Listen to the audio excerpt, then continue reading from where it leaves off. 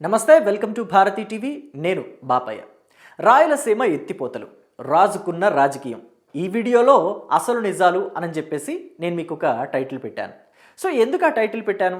అసలు రాయలసీమ ఎత్తిపోతల పథకంలో ఏం జరుగుతుంది?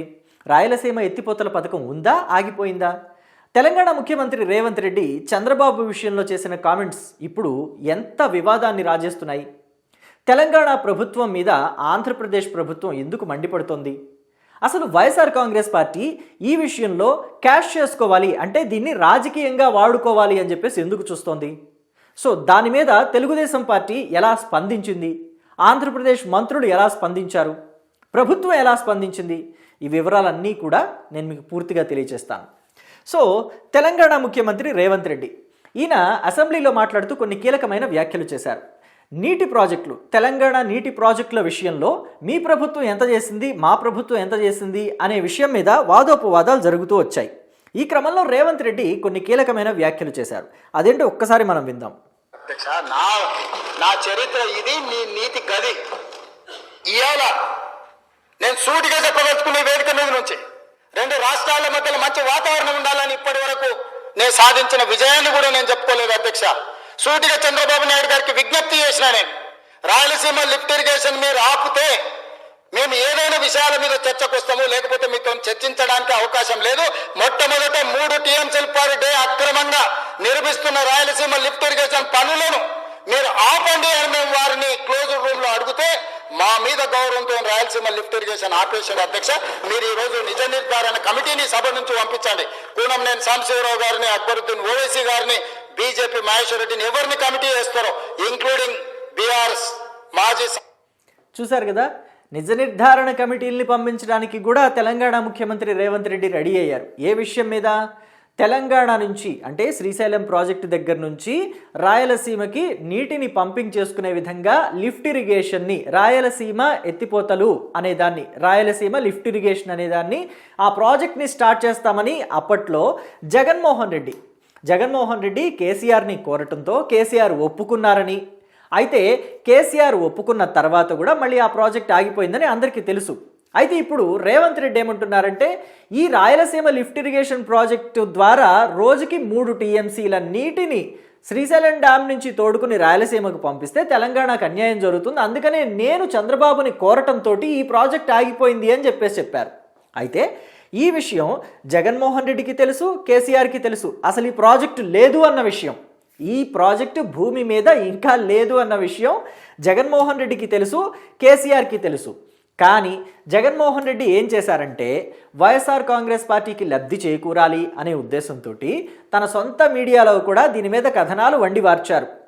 చంద్రబాబు నాయుడు తన శిష్యుడు క్షేమం కోసం, అంటే చంద్రబాబు నాయుడు రేవంత్ రెడ్డి క్షేమం కోసం రాయలసీమ హక్కుల్ని తాకట్టు పెట్టారు. రాయలసీమ లిఫ్ట్ ఇరిగేషన్ ద్వారా నీటిని తోడిపోసుకోవడానికి అప్పట్లో మేము ఒప్పందాలు చేసుకుంటే ఇప్పుడు చంద్రబాబు నాయుడు ఆ ఒప్పందాలన్నింటినీ కూడా తాకట్టు పెట్టారు అని చెప్పేసి రకరకాల కథనాలు వండివార్చారు. ఇప్పుడు వైఎస్ఆర్ కాంగ్రెస్ పార్టీ సోషల్ మీడియాలో కూడా అదే ట్రోలింగ్ చేస్తుంది. చంద్రబాబు నాయుడు లిఫ్ట్ ఇరిగేషన్ని తాకట్టు పెట్టేశారు రేవంత్ రెడ్డికి, ఇదిగో రేవంత్ రెడ్డే స్వయంగా అసెంబ్లీలో చెప్పారు చూడండి అని చెప్పేసి. రేవంత్ రెడ్డి యథాలాపంగా చెప్పారా, లేకపోతే ఆయన మైలేజ్ ఆయన ఇంకొంచెం పెంచుకుందామని చెప్పేసి చంద్రబాబు ఒప్పుకున్నారు, రాయలసీమ లిఫ్ట్ ఇరిగేషన్ ఆపడానికి ఆయన ఒప్పుకున్నారు, ఆయన ఆపారు అని చెప్పేసి ఎందుకు చెప్పారనేది తెలియదు. కానీ ప్రస్తుతానికైతే వైఎస్ఆర్ కాంగ్రెస్ పార్టీ దాన్ని బాగా క్యాష్ చేసుకుంటుంది.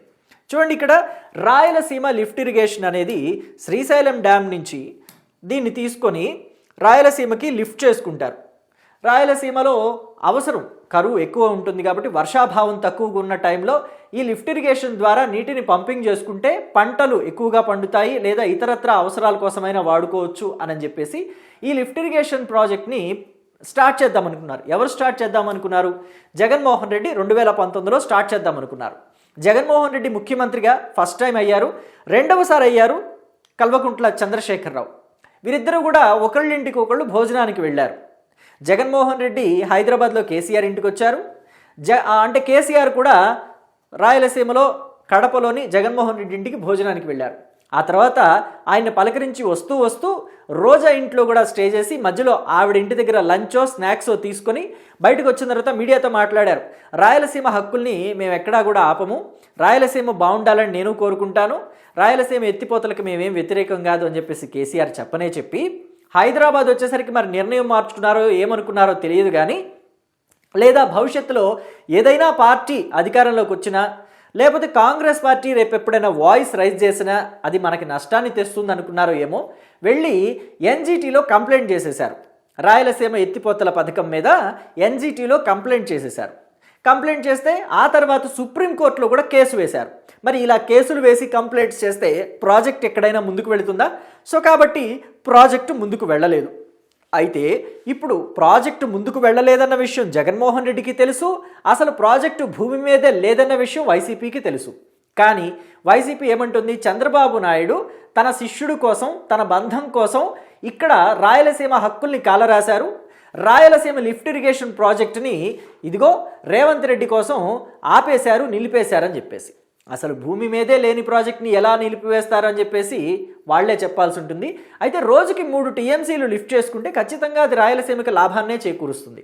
అయితే ఇవన్నీ సాధ్యం కావు అని చెప్పేసి చంద్రబాబుకు ముందే తెలుసు. పైగా రాయలసీమ లిఫ్ట్ ఇరిగేషన్ ప్రాజెక్టుని కేంద్రం కూడా వ్యతిరేకించింది. కేంద్రం దాన్ని నిలిపివేయమని చెప్పి ఆర్డర్స్ కూడా పాస్ చేసింది. సో ఇక మరి రాయలసీమకి లాభం చేకూర్చాలి, రాయలసీమకి నీటిని తీసుకురావాలి అని చెప్పేసి ఎలాగా అని చెప్పి ఆలోచిస్తే ఇక్కడ Polavaram Banakacherla project, link project అనే ఒకదాన్ని తెర మీదకి తెచ్చారు. అయితే దీన్ని కూడా తెలంగాణ నాయకులు వ్యతిరేకించారు. ముఖ్యంగా బీఆర్ఎస్ పార్టీ నాయకులు వ్యతిరేకించారు.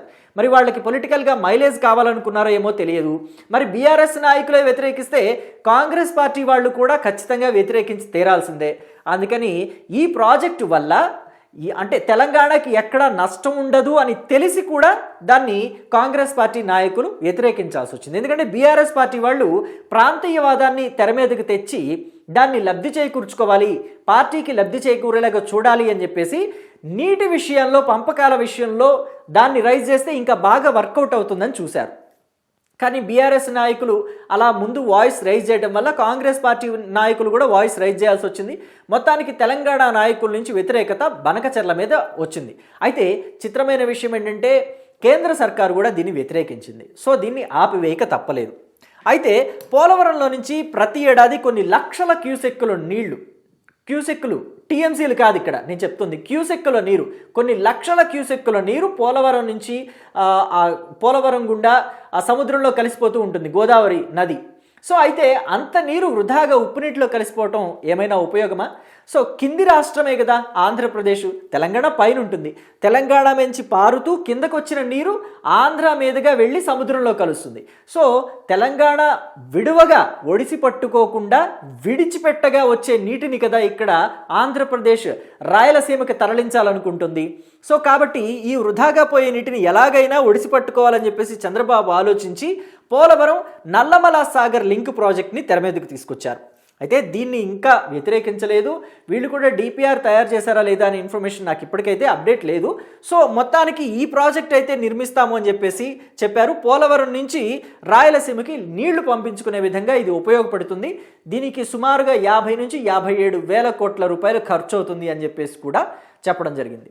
మొత్తం మీద ఈ ప్రాజెక్ట్ అయితే తెర మీదకి వచ్చింది. పోలవరం నల్లమల సాగర్ ప్రాజెక్ట్ అనేది ఏమవుతుంది ఏంటి అనేది చూడాలి. దీన్ని మరి వ్యతిరేకిస్తారా లేదా అనేది చూడాలి. అయితే మొత్తం మీద ఇప్పుడు ఒక చిన్న మాట, రేవంత్ రెడ్డి వాడిన ఒక చిన్న మాట ఇంత పెద్ద రాజకీయ రచ్చకి కారణమైంది.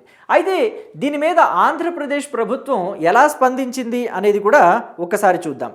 సో మాజీ సీఎం జగన్మోహన్ రెడ్డి హయాంలో ఎలాంటి అనుమతులు లేకుండా రాయలసీమ లిఫ్ట్ ప్రాజెక్టును నాటి ప్రభుత్వం చేపట్టిందని ప్రస్తావించింది ఆంధ్రప్రదేశ్ ప్రభుత్వం.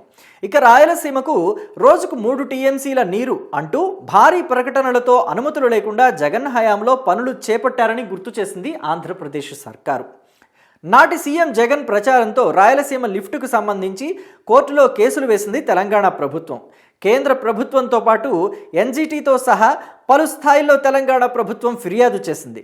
తెలంగాణ ప్రభుత్వం ఫిర్యాదులతో విచారించి అనుమతులు లేని కారణంగా పనులు నిలిపివేసింది ఏపీ ప్రభుత్వం స్పష్టం చేసింది. అంటే కేంద్రమే ఈ ప్రాజెక్ట్ని నిలిపివేసిందని ఇప్పుడు ఆంధ్రప్రదేశ్ ప్రభుత్వం స్పష్టంగా చెబుతోందన్నమాట. ఇక 2020లోనే ఈ మేరకు ఎన్జిటి కేంద్ర ప్రభుత్వం ఆదేశాలు ఇచ్చిందని కూడా ప్రస్తావించింది. 2024లో చంద్రబాబు ప్రభుత్వం అధికారంలోకి రాకముందే ఈ ప్రాజెక్టు పనులు నిలిపివేసింది కేంద్రం. చంద్రబాబు సెంట్రిక్గా తెలంగాణ రాజకీయాలు నడుపుతూ లబ్ధి పొందేందుకు ఆ రాష్ట్రంలోని అధికార విపక్షాలు ప్రయత్నం చేస్తున్నాయని ఏపీ ప్రభుత్వం విమర్శించింది. ఏపీ నీటి హక్కులు, రాయలసీమ సాగునీటి ప్రయోజనాల విషయంలో ఏమాత్రం రాజీ పడబోదని ఏపీ ప్రభుత్వం స్పష్టంగా తెలియజేసింది. రాయలసీమ లిఫ్ట్ ప్రారంభించిన విధానం, అనుమతులు, పనులు నిలిపివేతపై ఆధారాలతో సహా వాస్తవాలు బయటపెడతామని ఏపీ ప్రభుత్వం తేల్చి చెప్పింది. సో ఇది విన్నారు కదా. మొత్తం మీద ఏపీ ప్రభుత్వం కూడా ఈ విషయంలో చాలా క్లియర్ కట్గా ఉంది. ఎవరెవరు పనులు ప్రారంభించారు, ఎప్పుడు ఆగిపోయినాయి అనే విషయాలను కూడా క్లియర్గా తెలియజేస్తుంది. సో కాబట్టి రాజకీయ నాయకులు మాట్లాడేటప్పుడు 1-2 సార్లు ఆలోచించుకొని ఆచితూచి మాట్లాడడం చాలా ఉత్తమం. వాళ్ళు చిక్కులు పడటమే కాకుండా అవతలి వాళ్ళని కూడా ఇబ్బందులోకి నెట్టే అవకాశం ఉంటుంది. సో వెనక ముందు ఆలోచించి వ్యాఖ్యలు చేయాలి అని చెప్పేసి, అంటే కాలు జారినా తీసుకోవచ్చు కానీ నోరు జారితే తీసుకోలేమని చెప్పి పెద్దవాళ్ళు ఊరికే అనరు. కాబట్టి రేవంత్ రెడ్డి చేసిన కామెంట్స్ మీద మీ అభిప్రాయాన్ని తెలియజేయడం మర్చిపోకండి. అలాగే జగన్మోహన్ రెడ్డి లేని ప్రాజెక్టులని తెర మీదకి తీసుకొచ్చి తన సొంత పత్రికలో ఎలా ప్రచారం చేసుకున్నారు, ఎందుకు ప్రచారం చేసుకున్నారు, అయితే ఆ ప్రచారాల్లో నిజం ఉందని అనుకుంటున్నారా, లేదని అనుకుంటున్నారా, జగన్మోహన్ రెడ్డి ఇలాంటి దుష్ప్రచారాలు చేయటం పట్ల మీరేమనుకుంటున్నారు అనే విషయాల్ని కూడా కామెంట్ బాక్స్లో తెలియచేయండి. Thank you.